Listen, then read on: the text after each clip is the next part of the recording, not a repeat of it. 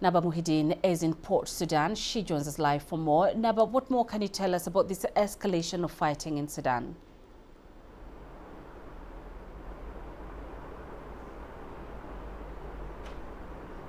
Yes, Tanina, actually the fighting in Sudan is escalating in some regions and de-escalating in other regions. The fighting now is escalating in Khartoum, the capital, and also escalating in Sinnar.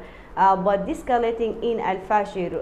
In the past few days, the situation was calmer in Fasher city, where the attacks by the military and the paramilitary forces is not like the weeks before, but in Khartoum and in Sinnar axis, fighting, fierce clashes is going on, and fighting escalating between the Sudanese military and the paramilitary rapid support forces.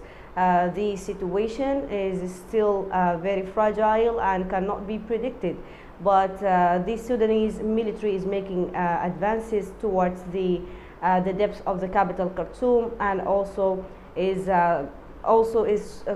controlling Khartoum Bahri, which is the twin city of Durman and Khartoum.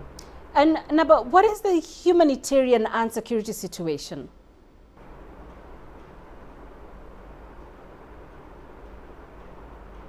Actually, Tinina, as a result of the fierce clashes and the continuous fighting between the Sudanese military and the rapid support forces, the humanitarian situation is still dire and actually deteriorating every day.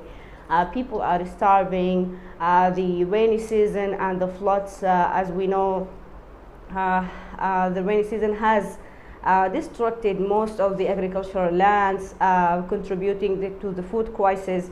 There is also lack of funding, and many organizations, international and regional organizations, and also local ones, are complaining about the lack of funding. So the humanitarian situation is really bad, especially in Khartoum. There is some cities in Khartoum and some, we can see, provinces inside Khartoum right now are complaining about the lack of food, and people are dying because of the starvation.